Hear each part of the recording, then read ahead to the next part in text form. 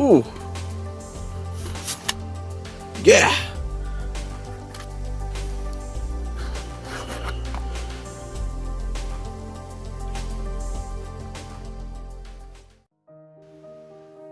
Hello, YouTubers! My name is Willie. Welcome to my channel.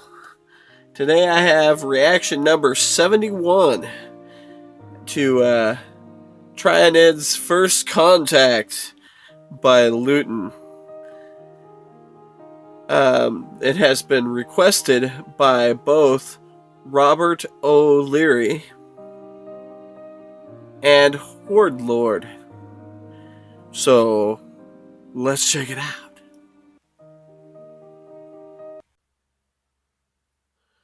Okay, let's get started.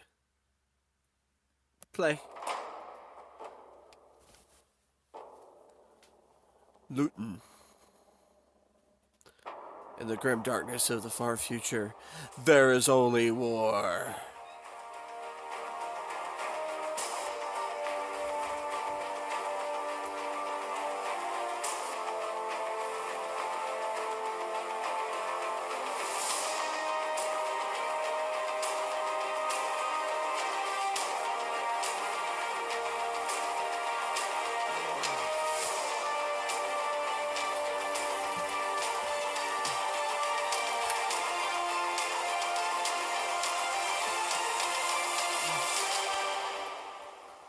Alright, got some loot. Been a little while.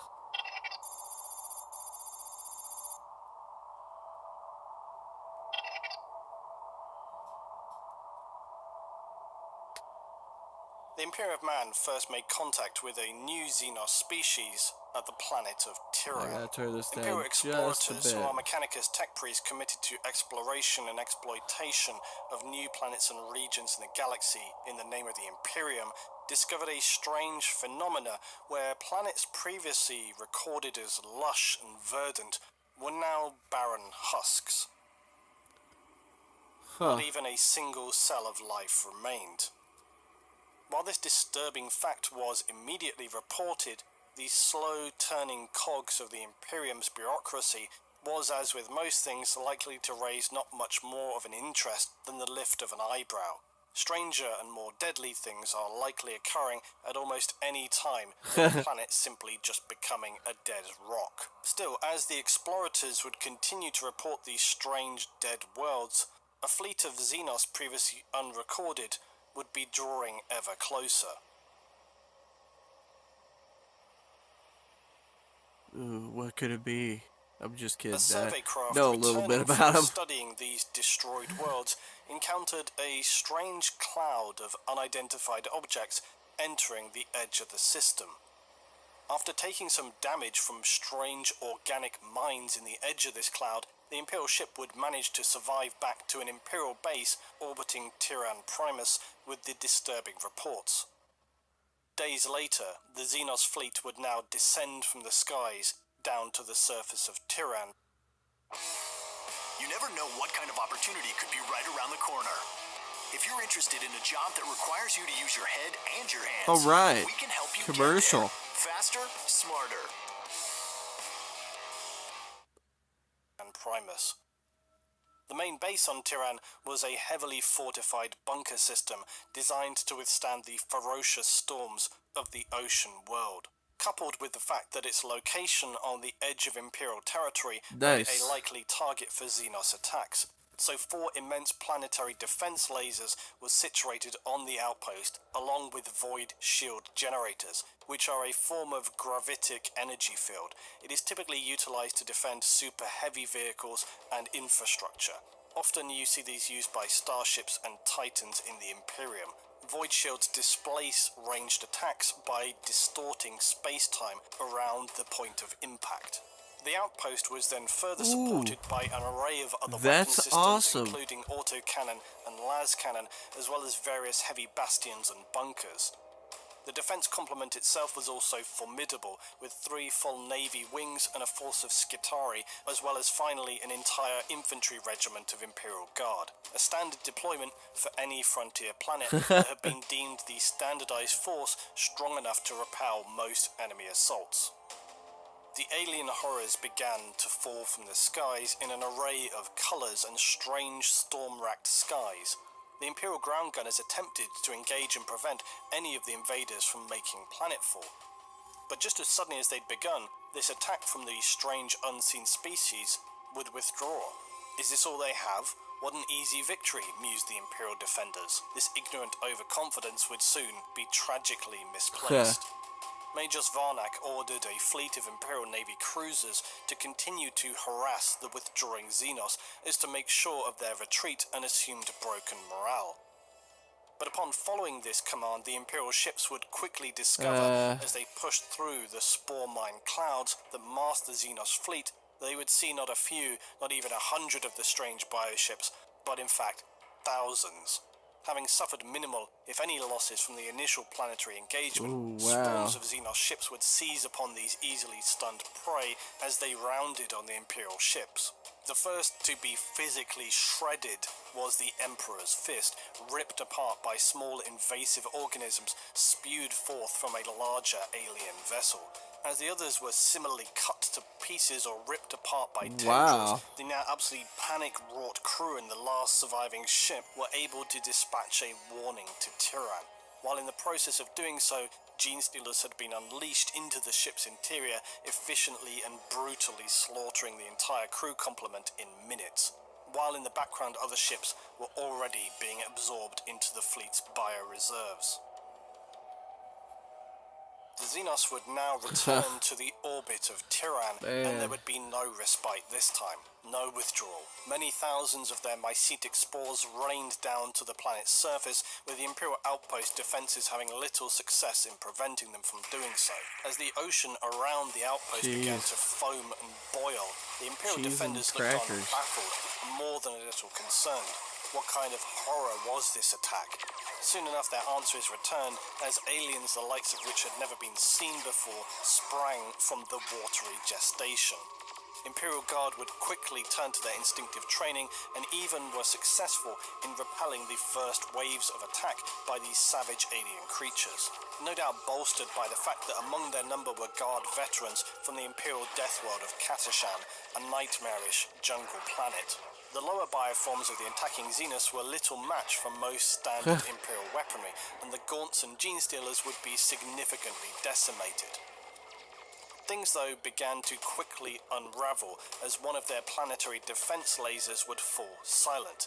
It was literally choked and clogged by a mass of Xenos gargoyles that had been instructed from the hive mind to force themselves down into its barrel and inner workings. Now the larger bioforms like Carnifexes would begin to appear, breaking through defenses and destroying further weapon installations.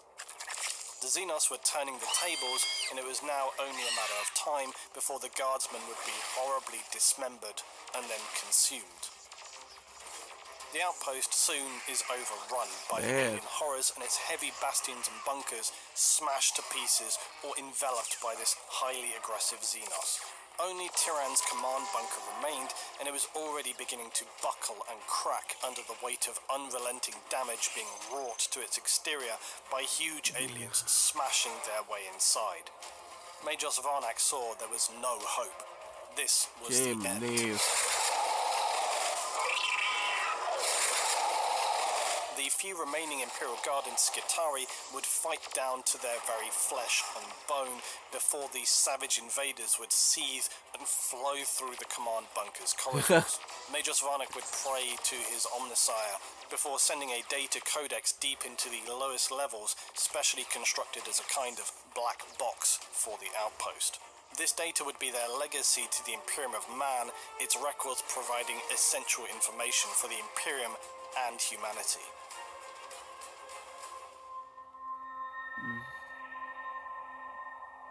Sounds like it was a great decision. Ooh. 1 year of fighting. Man.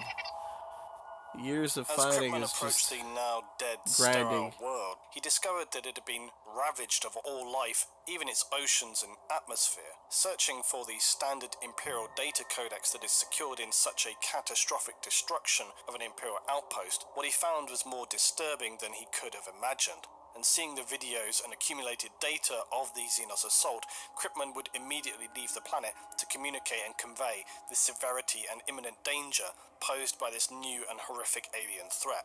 A horror he would subsequently name Tyranids. The planet of Tyran would hold the morbid honor of now becoming their official designation.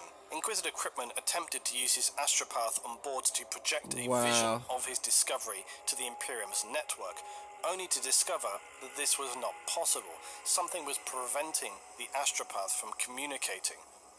This, of course, was the psychic disturbance caused by the Hive fleet.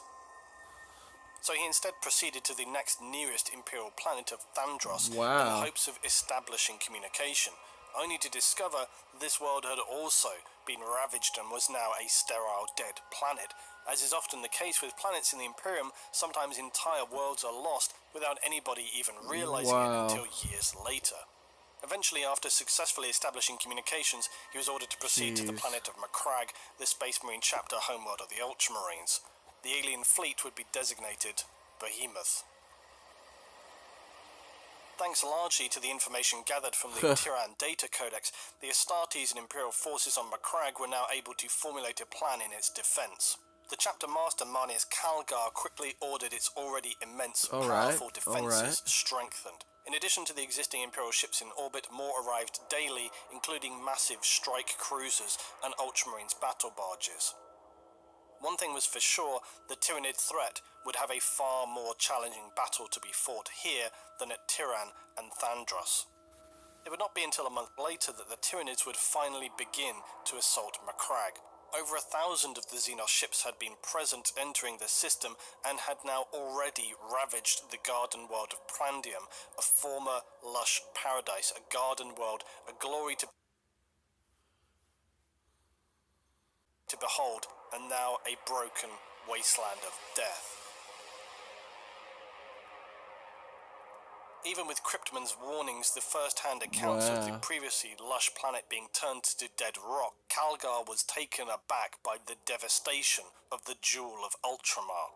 In Calgar's preparations, he would form 3 massive armies on the surface of Macragge, and as the first spores would begin to fall, the powerful Astartes regiments would begin their stand against the alien horrors.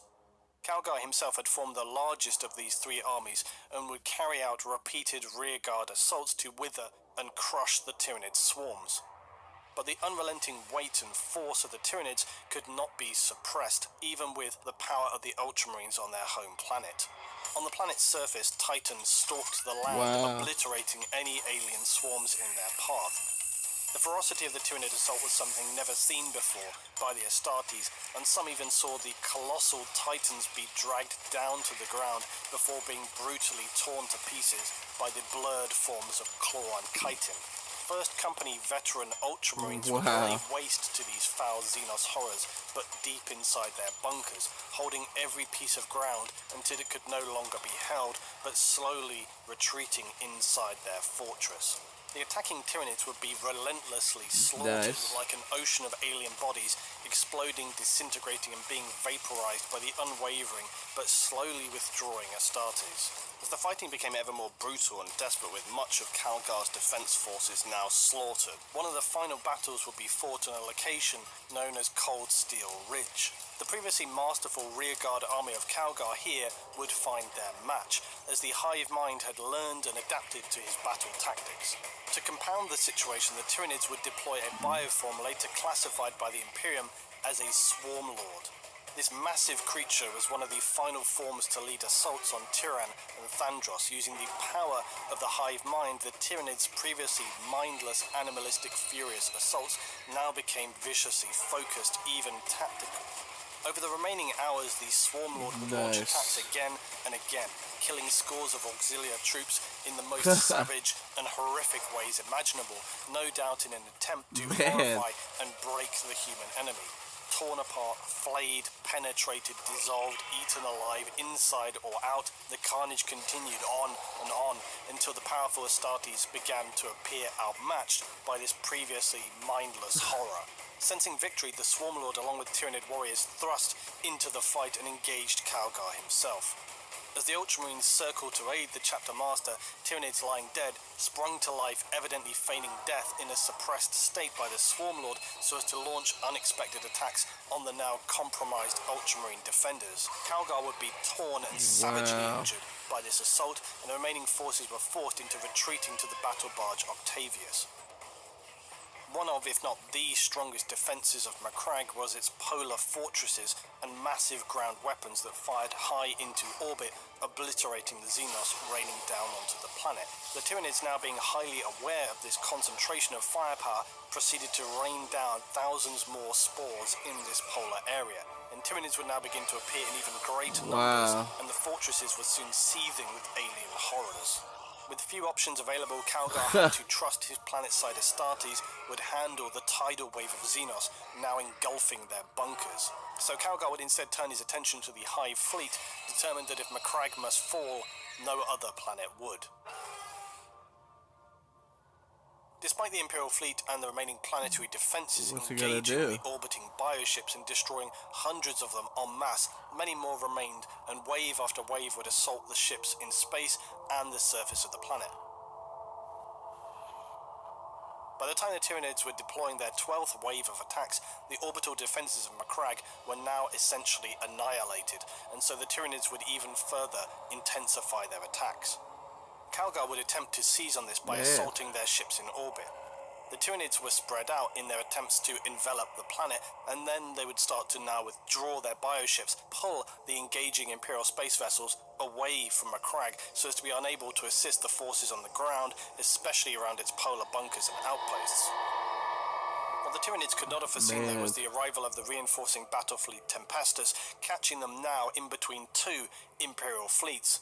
But even so, the Tyranid Hive fleet was far from outmatched, and likely both fleets could have been potentially destroyed were it not for the supreme sacrifice of the mammoth Emperor-class battleship Dominus Astra. It would plough straight into the heart of the Hive fleet and sacrifice itself by detonating its warp drives, subsequently creating a warp vortex and dragging itself and the entire Tyranid fleet into total oblivion.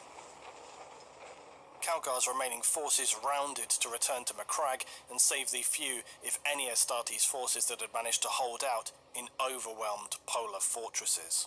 Contact with the First Company veterans had now long been lost as the Tyranids overran the polar outpost, and Calgar, concerned by this, deployed the 3rd and 7th Companies by drop pod to the polar regions. As the Marines burst from their pod deployments, the scenes that met them were beyond belief. Hundreds of thousands of shredded and compounded Tyranid bodies lay piled as far as could be seen, and huge craters existed where plasma weapons and Titan reactors had gone critical, pocketing the surface of the land. Breaking up quickly with any surface survivors, they pushed down into the depths of the outposts, clearing any Xenos they encountered. The 3rd Company, though, on landing, was far less successful and came under heavy attack as soon as they made planetfall.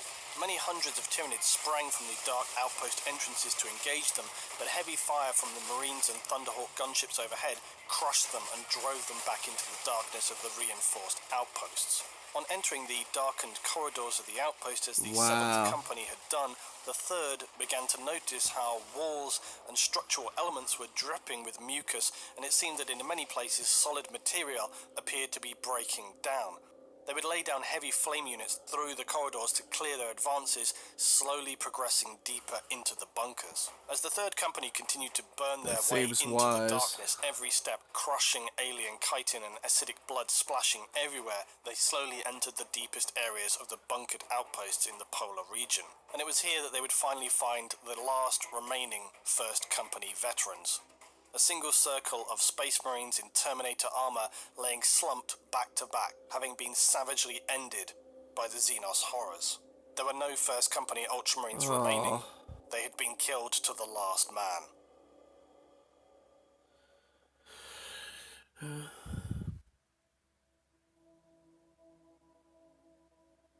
After the nightmare that was the battle for their chapter world, they faced the huge task of rebuilding their chapter, notably the veteran First Company, which had been so brutally obliterated. This task would be bequeathed to Chaplain Cassius, who would request to Calgar that the new First Company veterans be drawn from the ranks of those who had survived the tyrannic assault, as only they could understand this threat and the consequences of a tyrannic war. These elite veterans make up the now reformed First Company of the Ultramarines. The battle for Macragge is a bittersweet victory for the Ultramarines, having been successful against such a horrific enemy, but also suffering such devastating losses. The names of their fallen brothers are commemorated each year, and their sacrifices remembered throughout the Ultramar system. And so the Tyranids would not be seen for over 200 years, until without warning in 993 of Millennium 41, a new invasion fleet would appear. High Fleet Kraken, which would now engage with simultaneous attacks on planets throughout the system. Eventually, this assault would also be repelled, but the Tyranids would again be detected by Inquisitor Kryptman in 997 of Millennium 41, only 4 years later. Kryptman was able, by burning out Astropass, to discern this new fleet Leviathan's intended course of attack through its targeted system. But despite some initial defensive successes, Kryptman would order the act of exterminatus on the world of Cordelis, the next planet in the Tyranids' path, so as to reduce their ability to increase their biomass. Despite Imperial Navy objections, Kryptman would succeed in carrying out his exterminatus to the planet and its population with virus bombs. This catastrophic level of civilian deaths and his lies to the Ultramarines would enrage them and other Imperial forces. Worse would be to come, though, when Kryptman would order the single largest self-inflicted atrocity in Imperial history, when he would order a system-wide scorched earth tactic by using exterminatus on every planet within the reach of High Fleet Leviathan, so as to effectively starve them of biomatter. He would later, due to these actions, be denounced as a traitor to the Imperium and Carta Extremis by his fellow Inquisitors. But Kryptman still held loyal allies within the Astartes' Death Watch, and the final fate of High Fleet Leviathan was far from over. The Tyranids and their ongoing tyrannic wars would change the Imperium forever, but there are many who believe that their invasions of the galaxy have only just begun. Further examination of Imperial records after the tyrannic wars had begun revealed disturbing facts. Facts that suggest the Tyranids had been around for a much longer period of time, and that predatory creatures like the Katashan Devil and Fenrisian Kraken are actually ancient descendants of Tyranid hive fleets, perhaps long since abandoned or forgotten by the hive. Records of the Ordo Xenos of the Inquisition have suggested Tyranid contact as far back as Millennium 35. Bioships of Tyranid configuration were also discovered on an ice planet after Imperial Guard was sent to deal with an orc threat there. Tyranids would burst out attacking the guardsmen sent, but they could not understand how this was possible, as no Tyranid ships were in orbit of the planet. Eventually they realized that as long ago as 7,000 years, a full Tyranid hive ship had crashed into the planet and remained dormant ever since. The prospect of it reanimating and sending out psychic distress calls is something that they could not allow to happen. Eventually, the Imperial forces are able to destroy the hive ship by enabling massive volcanic eruptions which consume and destroy the trapped ship and all its horrific inhabitants. But these events suggested that the Tyranids had been present even earlier than Millennium 45, perhaps anything longer than even 1,000 years prior, and it also penetrated further into Imperial space than was previously thought. The prospect of other deliberately hidden or preemptively placed hive ships was a greatly concerning realization. But it's also possible that these earlier fleets were defeated and repelled by another race like the Eldar. The Tyranids are one of the most severe threats to not just the Imperium, but the entire galaxy. And even though they have wrought terrible destruction through the first fleets that have appeared, a much worse possibility exists, that so far the Tyranid hive fleets are just initial tendrils. They are really scouting parties of a much larger and exponentially more dangerous main fleet, as yet unseen, still traveling through the void toward the Milky Way galaxy. Great. Fantastic.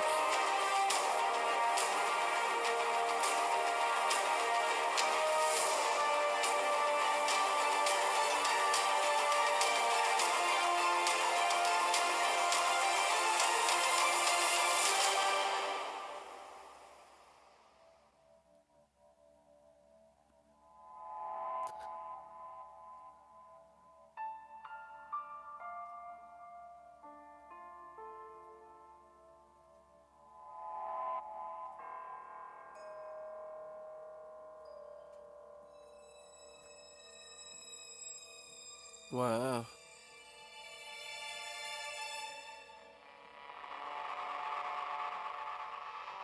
All right. Another good one by Luton.